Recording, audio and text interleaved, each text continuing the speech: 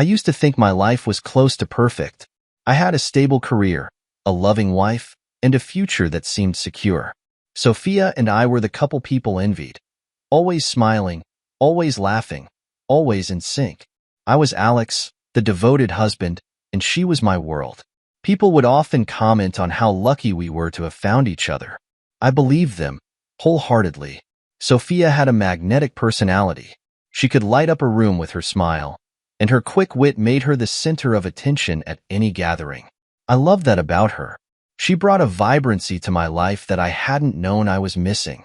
We had mutual friends, shared goals, and endless plans for the future. I thought nothing could shake us. That's why, when Sophia suggested we join her colleagues for a night out at the bar, I didn't hesitate. She was excited to introduce me to her new work friends, and I was eager to support her. I dressed in my usual button-down and jeans, ready to play the part of the supportive husband. It was supposed to be a fun, casual evening, a chance to relax and unwind. The bar was lively, packed with people laughing and chatting over drinks. Sophia waved to her group, and we joined them at a table near the back. She introduced me to everyone, but one name stuck out, Brandon. He was her new colleague, and something about him immediately put me on edge. He was charming in that overly confident way, his smile a little too slick, his laugh a little too loud. But I brushed it off. After all, Sophia was my wife, and I trusted her completely. As the evening went on, I couldn't help but notice how often Brandon's attention gravitated toward Sophia. He leaned in when she spoke, laughed a little too hard at her jokes, and seemed to find every excuse to engage her in conversation. I told myself I was imagining things. Sophia was just friendly, and Brandon was probably the same way with everyone. Then came the toast. It was Sophia's idea. She stood up, raising her glass with a playful smile. "To Alex," she said, her voice light and teasing. The most predictable, safe husband a girl could ask for. The group laughed, though it was more awkward than genuine. My stomach dropped. Her words stung more than I expected, and the laughter felt like salt in the wound. Before I could process what she had said, Sophia continued, turning her attention to Brandon. "And to Brandon," she added, "for always keeping things interesting with his adventurous spirit."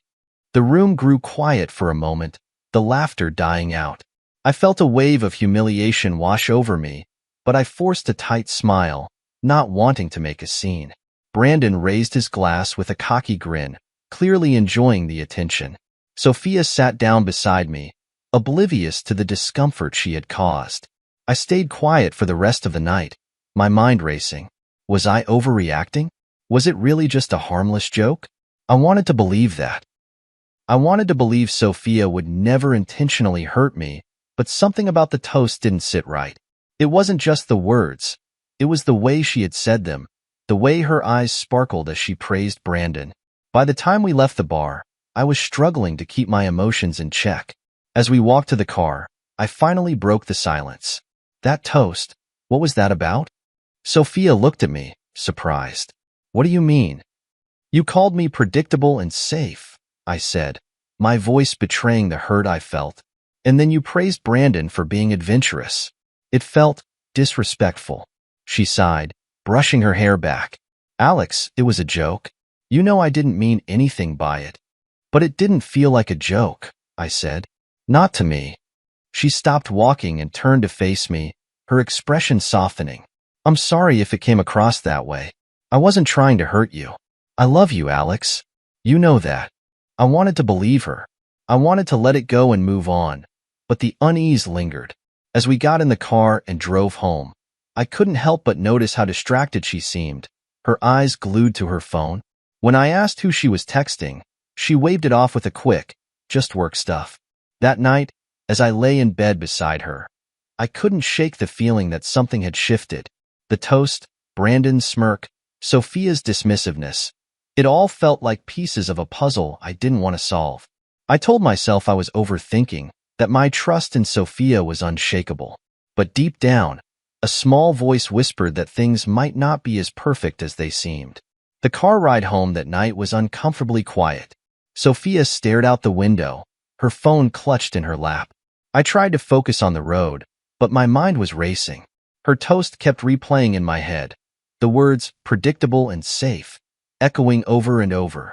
I couldn't shake the look on Brandon's face when she called him adventurous, the smug grin, the kind that made you want to wipe it off with one good punch. I broke the silence first. So, what was with Brandon tonight? Sophia turned her head slightly, her expression neutral. What do you mean? I tightened my grip on the steering wheel. You two seemed close. He was everywhere you were, laughing at all your jokes, sharing inside jokes I've never heard before. She sighed, rolling her eyes in that way she always did when she thought I was being unreasonable. Alex, come on. He's just a coworker. We spend a lot of time together at work, that's all. I wanted to let it go. I wanted to believe her. But something about the way she said it felt dismissive, like she was brushing off my concerns instead of addressing them. It didn't look like just work, Sophia. And that toast? It felt like you were comparing us. She laughed, though it sounded forced. Oh my God, Alex, it was a joke. You're overthinking this. Am I? I asked, glancing at her briefly before returning my eyes to the road. Because it didn't feel like a joke. It felt disrespectful. Her smile faded, and she crossed her arms, leaning back in her seat. I didn't mean anything by it. I was just trying to lighten the mood. If it upset you, I'm sorry, but I think you're making this a bigger deal than it needs to be. I didn't respond. What was the point? She wasn't going to see my side of it, and I wasn't in the mood for a fight. The rest of the drive was filled with the hum of the engine and the occasional buzz of her phone. Each time, she picked it up quickly, typing something before setting it back in her lap. I told myself it was work-related, that she was probably wrapping up something important from the day. But my gut told me otherwise. When we got home, Sophia went straight to the bedroom, claiming she was exhausted. I stayed behind in the living room, flipping through channels on the TV without really watching anything. My thoughts were too loud, drowning out the mindless chatter of late-night sitcoms. I hated how insecure I felt. This wasn't me. I had always trusted Sophia implicitly, never doubting her loyalty or love for me. But tonight, something had shifted. The way Brandon hovered around her, the way she seemed so comfortable with his attention. It felt like I was witnessing something I wasn't supposed to see. I decided to give her the benefit of the doubt. Maybe I was overreacting. Maybe the toast really was just a poorly executed joke, and Brandon was just another annoying coworker. I told myself to let it go, to trust her like I always had. The next morning, I woke up to the smell of coffee and the sound of Sophia humming in the kitchen. She was cheerful, like nothing had happened the night before. I watched her from the doorway, wondering how she could act so normal when I felt like the ground beneath me was starting to crack. "Good morning," she said brightly when she noticed me. "I made your favorite, scrambled eggs with bacon." I forced a smile, sitting down at the table. "Thanks." She sat across from me, sipping her coffee. "So, what's the plan for today? Do you want to go to the farmer's market? Maybe pick up some stuff for dinner?" I stared at her, struggling to reconcile this version of her, the loving, attentive wife, with the woman who had joked about me being predictable while praising another man in front of all our friends. "Sure," I said finally. "That sounds good." Her phone buzzed on the counter, and she reached for it quickly, glancing at the screen before setting it face down. I felt my stomach tighten again. "Who's that?" I asked casually. "Just work stuff," she replied, not meeting my eyes. I nodded, forcing myself to drop it. But the unease lingered, a gnawing feeling I couldn't ignore. That evening, we went to the farmer's market as planned. Sophia was her usual bubbly self, chatting with vendors and picking out fresh produce. I tried to match her energy, but my thoughts kept drifting back to Brandon. I hated how much space he was taking up in my head. He wasn't supposed to matter. Not to her, not to us. Later that night, as Sophia curled up on the couch with a book, I caught myself watching her, searching for signs I had missed before. She looked up and smiled at me, and for a moment, I almost believed everything was fine. But then her phone buzzed again, and she reached for it so quickly, so instinctively, that my chest tightened. I wanted to ask her again, to press her for answers, but I was afraid of what I might find. Instead, I stayed silent, hoping I was wrong, praying that my trust in her wasn't misplaced. But deep down, I already knew the truth. Something wasn't right. And sooner or later, I was going to find out what it was. That night, I couldn't sleep. I stared at the ceiling, the soft hum of the air conditioner the only sound in the room. Sophia was fast asleep beside me, her breathing steady and peaceful. I envied her ability to drift off so easily. While my mind raced with questions I didn't have the courage to ask. Her phone sat on the nightstand, its screen dark. It hadn't buzzed in a while, but I couldn't stop thinking about how quickly she had grabbed it earlier. The way she brushed off my questions about who she was texting, the ease with which she dismissed my concerns, it all felt too convenient. I told myself not to look. I told myself that invading her privacy was a line I didn't want to cross. But the unease in my chest was relentless, a heavy weight pressing down on me. I needed answers. I waited until her breathing deepened, a sign that she was in a deep sleep. Slowly, carefully, I reached over her and grabbed her phone. My hands shook as I unlocked it, using the passcode I had memorized long ago. It felt wrong, but my desperation outweighed my guilt. The first thing I noticed was the stream of messages from Brandon. My stomach dropped as I scrolled through their conversation. At first, the text seemed innocent enough, work-related questions, jokes about their demanding boss. But as I kept reading, the tone shifted. The messages became more personal, more intimate. Tonight was so much fun. I love how easy it is to talk to you. I can't stop thinking about that moment we shared in the hallway. You're incredible. He doesn't suspect a thing. Let's plan our next night out soon. The words blurred as tears filled my eyes. My hands trembled as I kept scrolling, my heart breaking with every new message. There were dozens of them, dating back weeks. I couldn't believe what I was seeing. The woman I trusted more than anyone had been sharing moments, secrets, with someone else. And then I saw the photos. A selfie of Brandon and Sophia, their faces close together, their smiles unmistakably intimate. Another of them at the bar from earlier that night, her hand resting lightly on his arm as they laughed about something I wasn't privy to. I felt like I had been punched in the gut. The toast she made, the way she praised Brandon in front of everyone, it all made sense now. It wasn't just a joke. It was a declaration, a public acknowledgement of something she thought I'd never notice. I put the phone down, my hands numb. My world was crumbling around me, and I didn't know how to stop it. The woman I loved, the woman I had built my life with, was betraying me in the most personal way possible. I couldn't breathe. I walked out of the bedroom, careful not to wake her, and sat on the couch in the living room. The darkness of the room matched the emptiness I felt inside. I replayed every moment of the evening in my mind, searching for clues I had missed. The way she had laughed at his jokes, the way he hovered around her, the way she had brushed off my concerns. It had all been right in front of me, and I had ignored it. I felt stupid. How could I have been so blind? How could I have trusted her so completely when she was clearly hiding something?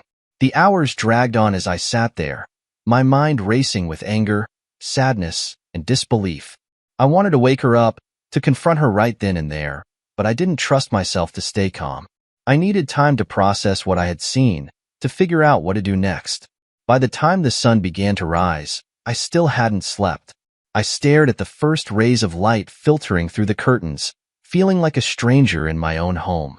The life I thought I had built was a lie, and I didn't know how to move forward. Sophia came out of the bedroom a short while later, yawning as she walked into the kitchen. She didn't notice me sitting on the couch at first, her attention focused on making coffee. I watched her silently, wondering how she could act so normal when my entire world had just fallen apart. "Good morning," she said cheerfully when she finally noticed me. "Did you sleep on the couch?" I nodded, unable to meet her eyes. "Yeah, I couldn't sleep." She frowned, concern flickering across her face. "Are you okay?" "No," I said, my voice flat. "I'm not." Her smile faded, and she set down her coffee mug. "What's wrong?" I looked at her then, my eyes filled with pain and betrayal. "You tell me, Sophia." Her expression shifted, confusion giving way to unease. "What are you talking about?" I stood up, my hands trembling. "Brandon, your amazing connection. Your plans for the next rendezvous. Does any of that ring a bell?" Her face went pale, and for a moment, she didn't say anything. The silence was deafening, confirming everything I already knew. Alex, she began, her voice shaking. I can explain. But I didn't want to hear it, not yet. I turned and walked out the front door, needing space to breathe, to think, to figure out what came next. As I stepped into the cool morning air, one thing was clear. My perfect life was gone, and I had no idea how to put the pieces back together. When I came back home later that morning, I felt hollow. The walk around the neighborhood had done little to clear my mind or calm the storm in my chest. I kept replaying the texts, the pictures, her dismissive tone every time I tried to bring up Brandon. By the time I opened the front door, I was running on fumes, anger simmering just below the surface.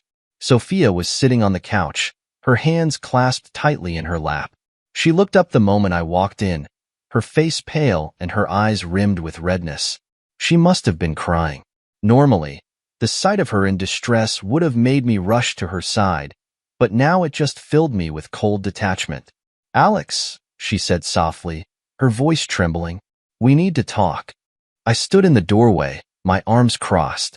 You're damn right we do. She flinched at my tone, but I didn't care. I dropped my keys on the counter and walked over to stand in front of her. Go ahead, I said. Explain. Sophia swallowed hard, tears brimming in her eyes. It's not what you think. I laughed bitterly, shaking my head. Don't you dare insult my intelligence, Sophia. I saw the messages. I saw the pictures. You and Brandon have been sneaking around behind my back, and you want me to believe it's not what I think? Her tears spilled over, and she buried her face in her hands. I didn't mean for this to happen, she sobbed. I didn't plan it. It just happened. My jaw tightened. That's the best you've got? It just happened? Do you think that makes it better? She looked up at me, her face streaked with tears. You don't understand. I've been feeling so disconnected. Like we're just going through the motions. Brandon, he made me feel alive again. Her words hit me like a punch to the gut. I staggered back, staring at her in disbelief. So what? I wasn't enough for you? You had to go looking for excitement somewhere else? It's not about that, she cried. I love you, Alex. I do. But I've been feeling like we've been stuck in this routine. Brandon made me feel seen, like I mattered. I shook my head, my hands clenched into fists. You mattered to me, Sophia. I loved you. I trusted you. And you threw it all away for what? Some cheap thrill with a guy who couldn't care less about you. She flinched again, her tears flowing freely now. I'm sorry, she whispered. I know I messed up. I know I hurt you. But we can fix this. Please, Alex, don't throw everything away. I let out a bitter laugh, pacing the room. Don't throw everything away? That's rich coming from you. You're the one who destroyed our marriage the moment you let Brandon into your life. She stood up, reaching for me, but I stepped back. Her touch, once a source of comfort, now felt like poison. Please, she begged, her voice breaking. Let me make it right. I'll quit my job. I'll cut all ties with Brandon. I'll do whatever it takes. I turned to face her, my expression cold. And how am I supposed to believe that? How am I supposed to trust you after this? Sophia sobbed harder, her hands covering her face. I'll prove it to you, she said between hiccups. I'll do anything. But her promises felt hollow, her desperation too little, too late. I had spent years building a life with her, only to find out it was built on lies. The thought of staying, of trying to rebuild after what she had done, felt impossible. I need you to leave, I said finally, my voice calm but firm. Sophia's head snapped up, her eyes wide with shock. What? No, Alex, please. Don't do this. I can't look at you right now, I said, my tone unyielding. I need space to think, to process. And I can't do that with you here. Where am I supposed to go? She asked, her voice trembling. I don't care, I said, harsher than I intended. Call a friend, book a hotel, go to your parents' house, anywhere but here. She opened her mouth to argue, but then closed it again, her shoulders slumping in defeat. Without another word, she turned and walked to the bedroom. I heard the sound of drawers opening and closing, the quiet rustle of clothes being stuffed into a bag. When she emerged a few minutes later, she looked at me one last time, her eyes filled with sadness. "I love you, Alex," she whispered. "I hope you'll give me a chance to make this right." I didn't respond. I couldn't. I just watched as she walked out the door, the sound of it closing behind her echoing in the empty silence of the house. When she was gone, I sank onto the couch, my head in my hands. The weight of everything hit me all at once. The betrayal, the lies, the shattered trust. My heart felt like it had been ripped from my chest, leaving behind a hollow ache I didn't know how to fill. For the first time in years, I felt truly alone. The silence in the house was unbearable after Sophia left. Every creak of the floorboards, every hum of the refrigerator, felt amplified in her absence. I sat there for hours, staring at the door she had walked out of, half expecting her to come back and tell me this was all some horrible misunderstanding. But she didn't. And deep down, I knew she wouldn't. Not yet. The next morning, I woke up on the couch, my back aching and my head pounding from the restless sleep. The memories of the previous day came flooding back like a punch to the gut. I was alone in the house we had built together, and the woman I thought I would grow old with had betrayed me. It felt surreal, like I was trapped in someone else's nightmare. I called Dylan, my best friend since college. He was the only person I trusted to tell everything without fear of judgment. When he answered, his voice was groggy. "Alex? It's barely 9. What's up?" "I need to talk," I said, my voice cracking despite my efforts to stay composed. "It's bad, man. Really bad." Dylan didn't hesitate. "I'm on my way." He showed up half an hour later, coffee in hand and concern etched on his face.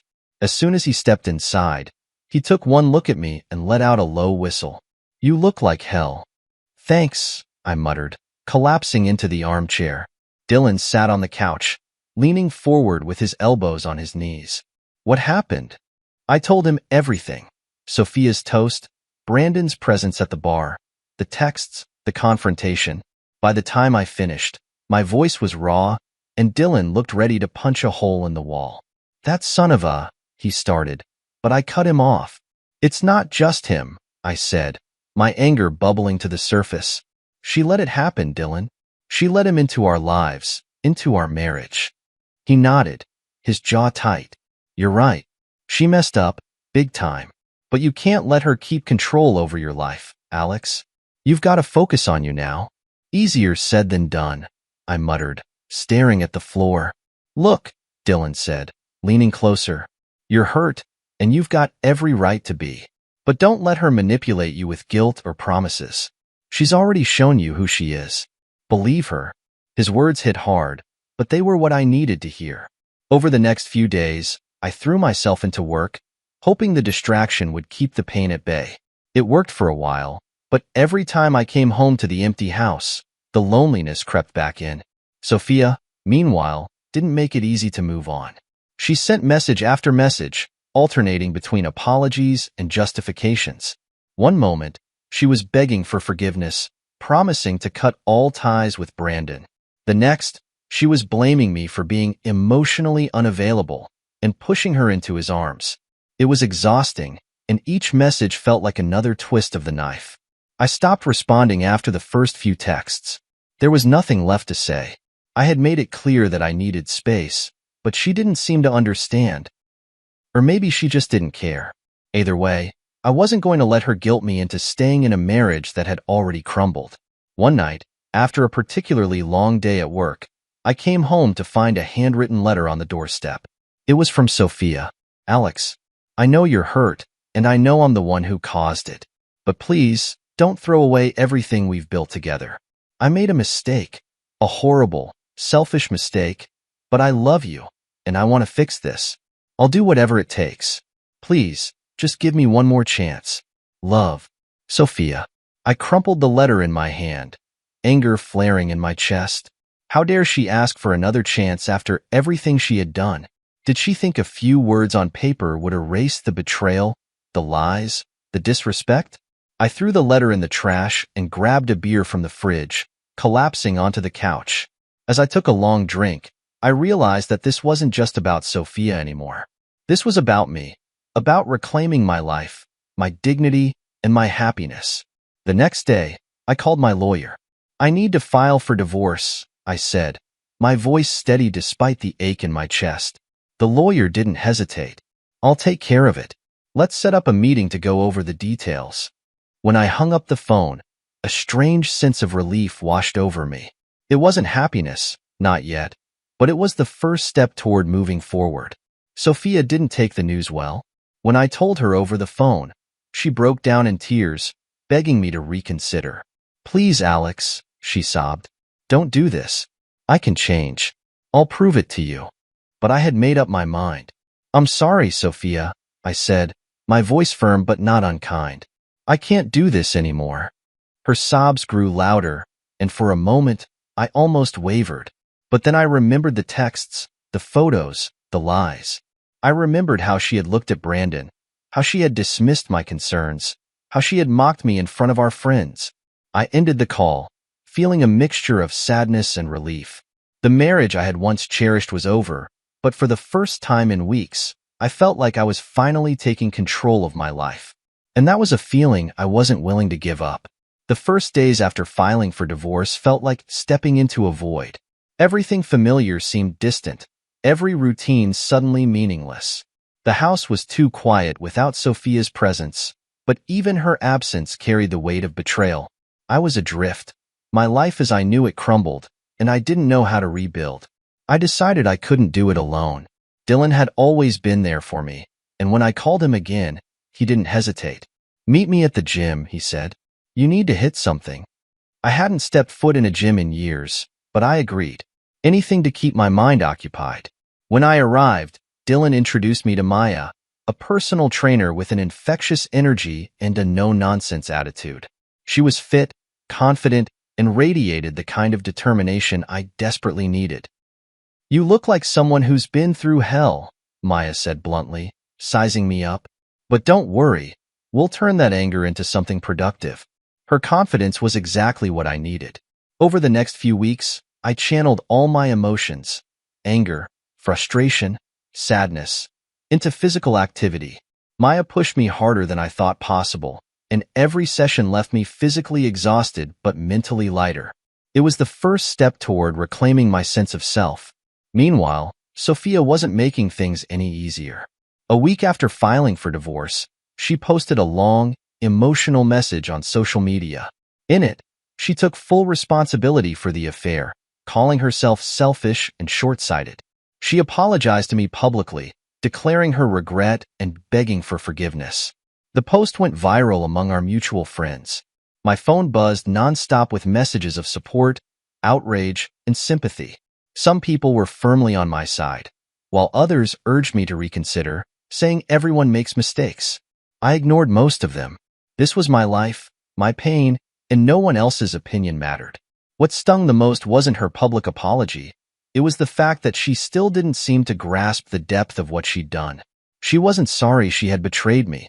She was sorry for the consequences.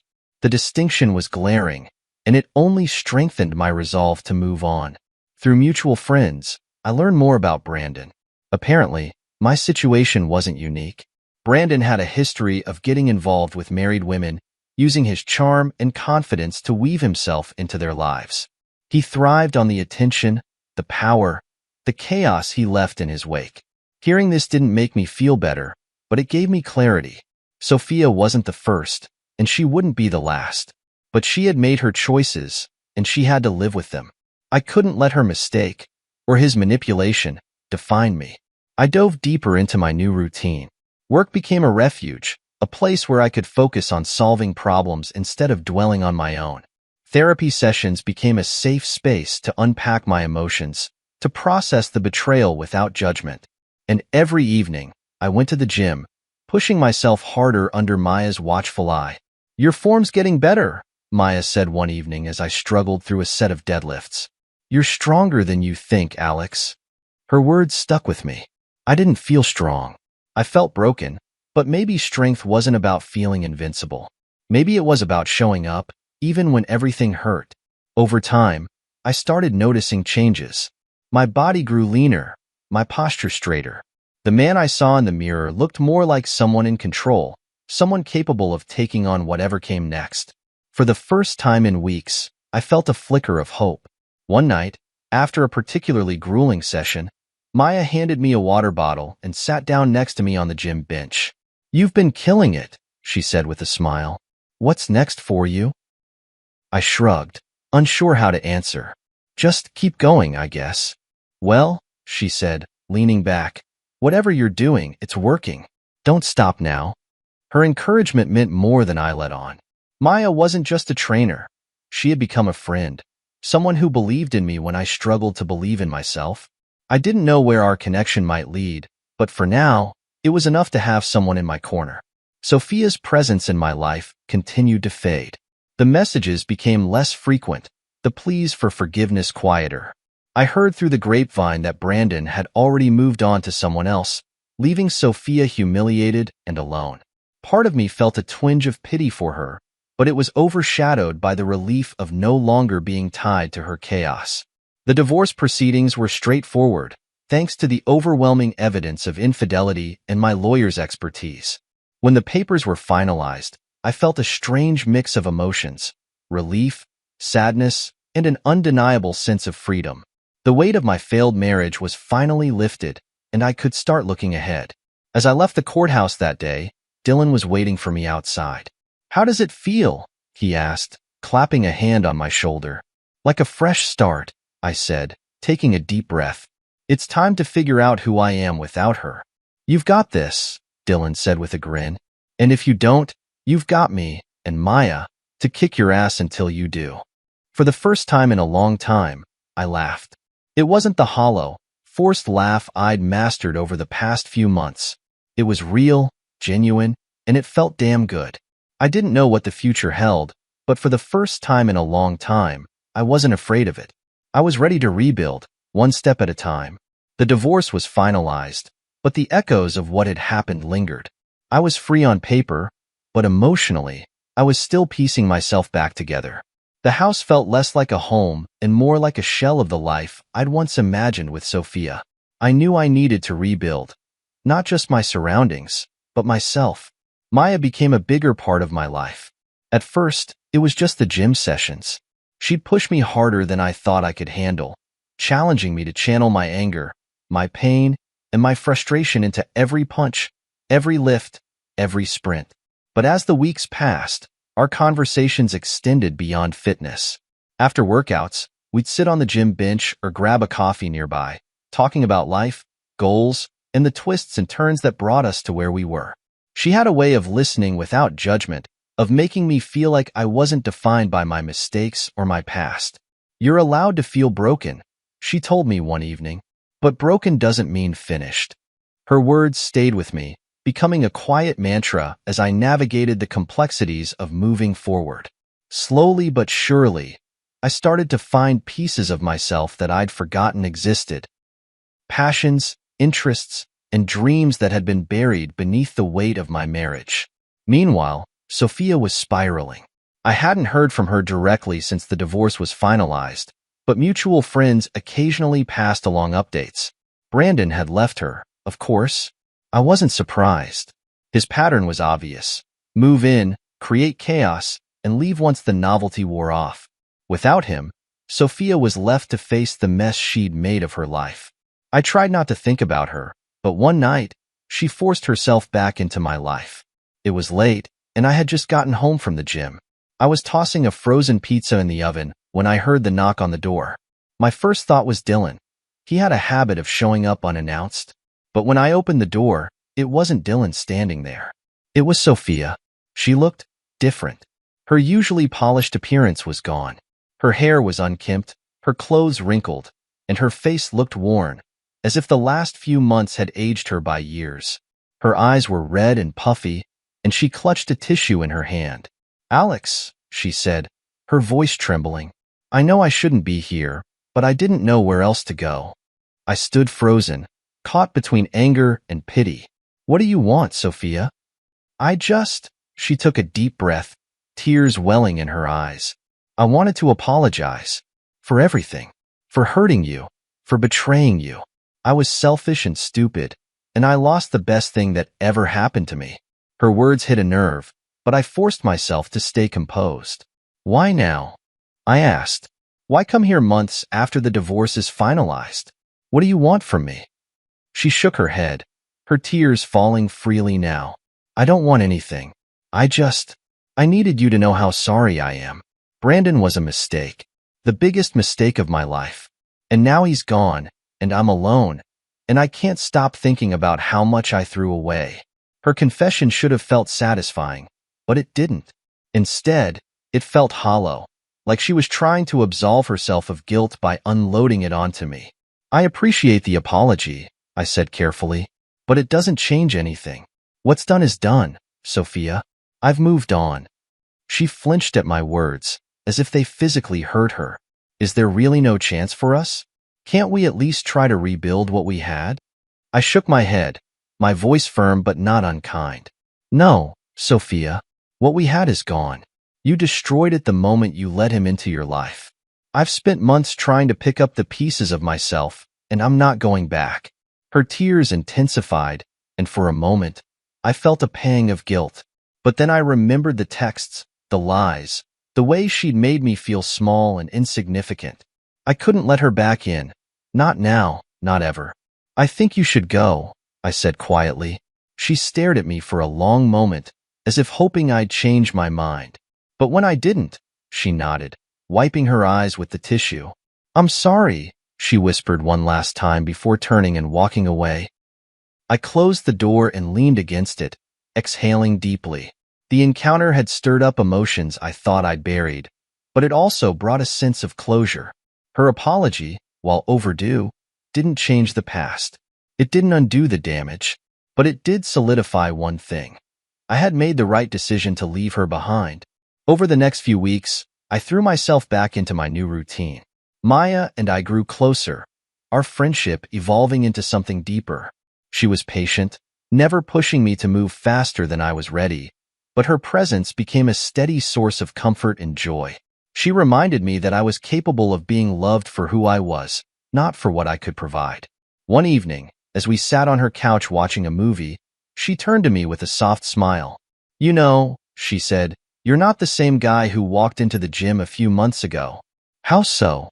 I asked, genuinely curious. You're stronger, she said, her eyes meeting mine. Not just physically. You're more confident, more grounded.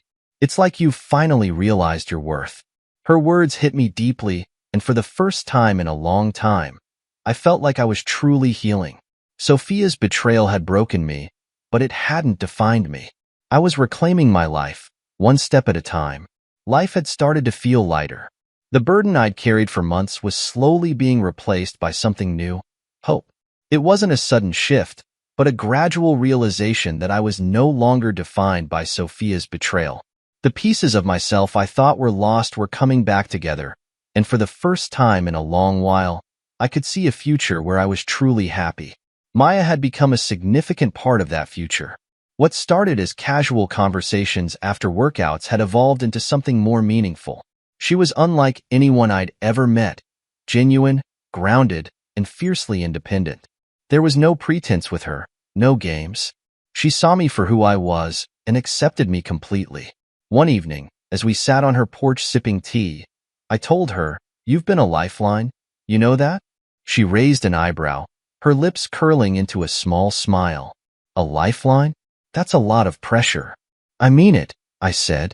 When everything fell apart, you helped me find my footing again. I don't know if I'd be where I am without you.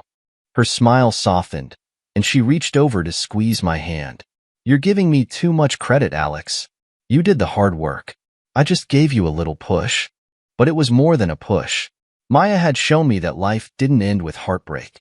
There were still moments of joy to be found, connections to be made, and dreams to pursue. She made me believe in love again, not as something fragile and conditional, but as something strong and enduring. Meanwhile, Sophia's life was unraveling. The news of her affair had left her reputation in shambles, and Brandon's abrupt exit only added to the humiliation. Through mutual friends, I heard that she was struggling to find steady work and had moved into a small apartment on the other side of town. Part of me felt pity for her, She had made her bed, but it couldn't have been easy to lie in it. One day, I received an unexpected email from her. It was brief and to the point. "Alex, I just wanted to thank you for the years we shared and to apologize again for the way I ended things. You didn't deserve what I did to you, and I'll carry that guilt with me forever. I hope you found happiness, because you deserve it. Sophia." I stared at the screen for a long time, debating whether to respond. In the end, I didn't. Her words were an acknowledgement of her mistakes, but they didn't change the past. I had already found my closure, and I didn't need anything more from her. With the divorce finalized and Sophia out of the picture, I was free to focus on the life I wanted to build. Maya and I spent more time together, our connection deepening with each passing day. She wasn't just a partner. She was a friend, a confidant, and someone who challenged me to be my best self. One night, as we sat under the stars in her backyard, I turned to her and said, "I think I'm ready." "For what?" she asked, her gaze curious. "To start fresh," I said. "With you." Her smile was radiant, her eyes shimmering in the moonlight. "I was hoping you'd say that." The months that followed were a whirlwind of growth and new beginnings. I poured myself into my work, finding renewed passion in my projects. Maya continued to challenge and inspire me, her unwavering support helping me see the best version of myself. Together, we started building a life that felt authentic and fulfilling. Sophia's name came up less and less in conversation, her presence fading into the background of my memories. She had been a significant part of my life, but that chapter was over. I no longer felt anger or resentment when I thought of her, just a quiet acceptance that we were better apart. One evening, Maya and I hosted a small dinner party at her place. As I watched her laugh with our friends, her smile lighting up the room, I felt an overwhelming sense of gratitude. I had been through hell, but I had come out stronger. And in the process, I had found someone who reminded me of the kind of love I deserved. After everyone left, Maya and I sat together on the couch, the quiet of the evening settling around us. She leaned her head on my shoulder, her fingers intertwined with mine. "Do you ever think about what's next?" she asked softly. "All the time," I said, turning to look at her. "And every time it's you." She smiled, her eyes sparkling with emotion. "Me too." That moment felt like a turning point, a confirmation that I had finally moved on, not just from Sophia, but from the pain and self-doubt her betrayal had caused. I wasn't just surviving anymore. I was living. The journey hadn't been easy, but it had been worth it. And as I sat there with Maya, the future felt brighter than it had in years. Months after I had finally moved on, life felt like it was finally settling into something beautiful. Maya and I were thriving together, building something that felt genuine and untarnished. But life has a funny way of throwing curveballs when you least expect them. One of those moments came when I ran into Sophia. It was at a mutual friend's birthday gathering, one of those events where everyone from your past and present seems to collide in one room. I hadn't planned on attending, but Maya encouraged me to go, saying it might be good to reconnect with old friends. She had a work event that night and couldn't join me, so I went alone. The party was held at a trendy rooftop bar downtown, the kind of place Sophia and I used to frequent. As soon as I stepped inside, I felt a wave of nostalgia mixed with unease. I hadn't seen Sophia since that night on my doorstep, and I wasn't sure how I'd react if I saw her here. And then, as if the universe had heard my thoughts, I spotted her across the room. She was standing near the bar, talking to someone I didn't recognize. She looked different, tired, worn, like the past year had taken a toll on her. Her once impeccable posture seemed slouched, and the confident glow she used to carry had dimmed. For a moment, I debated slipping out unnoticed, but then her eyes met mine.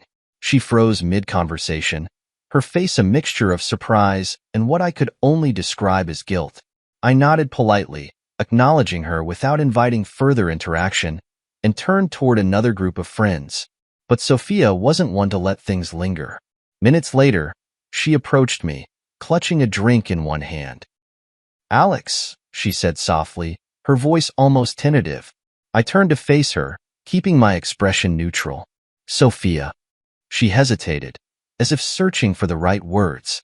"I didn't expect to see you here." "Same," I replied simply, my tone calm but detached. There was an awkward silence before she finally spoke again. "You look good," she said, her gaze scanning me briefly. "Happy?" "I am," I said. "Life's been good."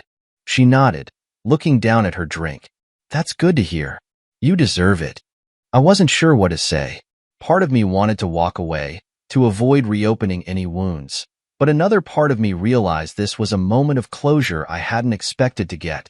"How about you?" I asked, more out of courtesy than genuine curiosity. "How are you doing?"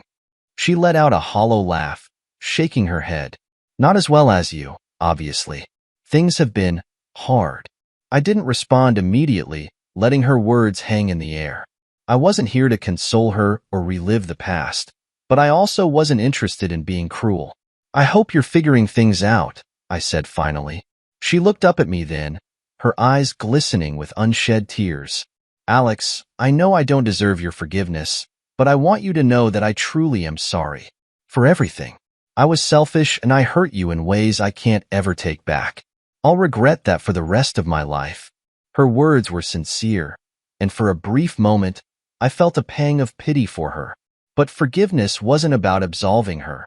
It was about letting go of the anger that had once consumed me, and I had already done that. "I appreciate the apology," I said, my voice steady. "But I've moved on, Sophia, and I think it's time you do too." She nodded, tears slipping down her cheeks. "I'm trying," she whispered. "I really am." I gave her a small nod, then excused myself to rejoin the group of friends I'd been talking to.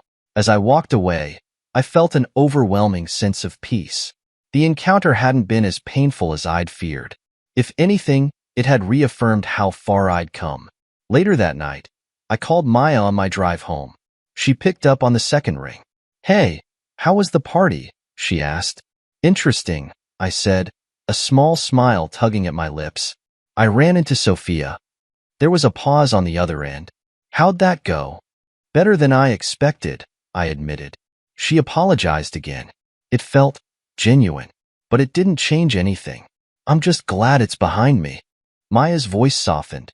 "I'm proud of you, Alex. That kind of closure isn't easy to face."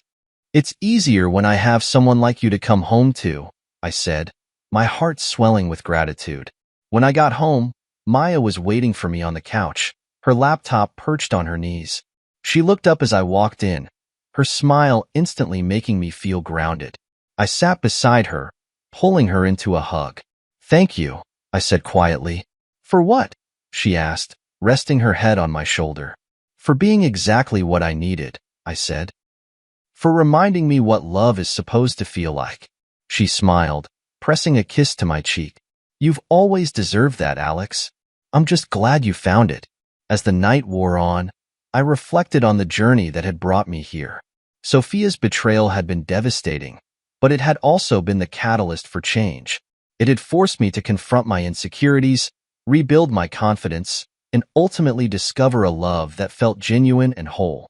I didn't regret the past. It had shaped me into the person I was today. But I was done looking back. The future was waiting, and for the first time in a long time, I felt ready to embrace it. The morning sun streamed through the windows of my new home, a place that felt like more than just a house. It felt like mine. Every detail, from the soft gray walls to the carefully chosen furniture, reflected the person I had become. It was a far cry from the life I'd shared with Sophia, and that was exactly what I wanted. It was a new beginning, a space filled with peace and promise. Today was special. I had invited a small group of friends and family for a gathering to celebrate not just the house but the journey that had brought me here. As I set the dining table, laying out plates and glasses, I thought about how different this moment was from the nights I used to dread. No awkward toasts, no uneasy silences, just genuine laughter and warmth. Maya was in the kitchen, humming softly as she prepared a charcuterie board. She looked up and caught me watching her, a playful smile tugging at her lips. "What?" she asked, raising an eyebrow. "Nothing," I said, walking over to wrap my arms around her. "Just thinking about how lucky I am." She tilted her head, her smile growing. "You're not so bad yourself, Alex." Maya had been my anchor through it all, and every day I was reminded of how much better my life had become with her in it. She wasn't just someone who understood me. She was someone who made me want to be better. By the time the guests arrived, the house was filled with the sound of laughter and conversation. Dylan was the first to arrive, cracking jokes as usual and handing me a bottle of wine. "Look at you, Mr. Host," he teased. "All grown up and settled down." I rolled my eyes, clinking my glass against his. "You're just jealous I've got better taste in wine now." The evening unfolded seamlessly. Friends mingled, stories were shared, and for the first time in a long time, I felt completely at ease. There was no lingering bitterness, no shadow of the past hanging over me. I was surrounded by people who cared about me, who had supported me through the darkest moments, and who celebrated this new chapter with me. As the night wore on, I stepped out onto the patio for a moment of quiet. The cool breeze carried the sounds of laughter from inside, and I let myself breathe it all in. It was a stark contrast to the last gathering where everything had fallen apart. Back then, I'd been blindsided, humiliated, and broken. Now, I stood here feeling whole, proud of how far I'd come. Maya joined me a few moments later, slipping her hand into mine. "Penny for your thoughts?" she asked. I glanced at her, smiling, just thinking about how much has changed. A year ago, I couldn't imagine feeling this happy. She squeezed my hand. "You've earned it, Alex. Every bit of it." I turned to face her fully, my heart swelling with gratitude. "You've been a big part of that, you know? I don't think I'd be here without you." Her smile softened, and she reached up to brush a strand of hair from my face. "You would have found your way. I just helped remind you of who you are." As we stood there, I realized just how much I had to be thankful for. The pain of the past hadn't disappeared, but it no longer defined me. It had become a stepping stone, a lesson that had led me to this moment. A few days after the party, I received one last message from Sophia. It was an email, short and straightforward. "Alex, I just wanted to say thank you for the life we shared and for being a better man than I deserved. I know I've hurt you, and I'll carry that with me, but I'm glad to see you found happiness. You deserve it. Take care. Sophia." I stared at the screen for a while, feeling an odd mixture of closure and detachment. Her words didn't stir anger or sadness in me. They simply felt like the final page of a chapter I'd already finished. I didn't reply. Some things were better left in the past. As I closed the email, Maya called out from the other room, asking if I wanted to join her for a walk. I smiled, shutting my laptop and heading toward her voice. The future was waiting, and I wasn't going to waste a second of it. That walk, like so many moments with Maya, was filled with ease and joy. We talked about everything and nothing, dreaming about the life we were building together. I didn't need grand gestures or dramatic declarations. I had found peace in the simplicity of a life lived with someone who truly saw me. As the days turned into weeks, I continued to grow, to heal, to embrace the man I had become. The scars from Sophia's betrayal would always be there, but they no longer defined me. They were just part of the story, a story of resilience, self-discovery, and love. And for the first time in years, I felt ready to turn the page.